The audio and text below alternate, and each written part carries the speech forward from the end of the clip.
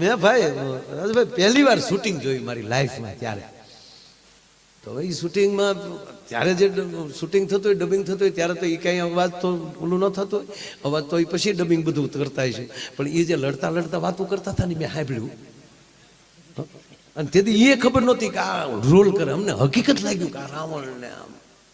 તો ત્યાં જ્યાં તો દીપિકાજી ને અરવિંદભાઈ ભેગા આ પીતા હતા ડોહા.